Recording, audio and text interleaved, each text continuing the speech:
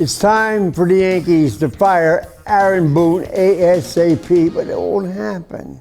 But it's also time for another blast in the past. What happened for the very first time in the 7th game of the World Series that was played at this time exactly 70 years ago?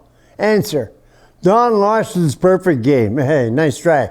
But no, that happened in 1956.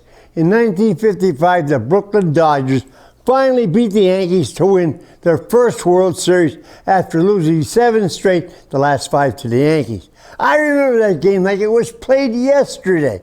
New York won the first 2 games of that series, but Johnny Podgers pitched a 8-3 win in Game 3, and the Dodgers also won games 4 and 5. However, Whitey Ford answered for the Yankees with a 5-1 win in Game 6 to even the series at 3-3.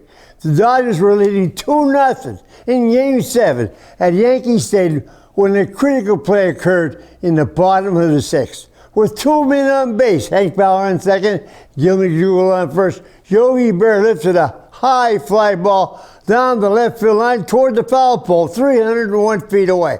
At first, it looked like the ball might reach the first row for a cheap home run or at least a ground rule double. But left fielder Sandy Ambrose, who had just replaced Junior Gilliam, raced over to make a spectacular catch, one of the most significant in World Series history, who then relayed the ball to Pee Wee Reese, who fired to Gil Hodges to double off the Eagle at first, who had already rounded second when the catch was made. So, instead of 1 run in and runs on second and third, assuming the ball would have bounced in for a ground rule double, and nobody out, there was 2 out, nobody on. The score remained 2-0, and that's the way it ended. That turned out to be Sandy Ambrose' final major league game. He never made it back to the Dodgers for 1956, had finished his career in the minors.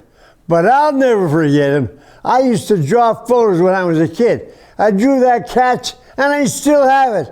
I was planning to be a commercial artist, not a plumber.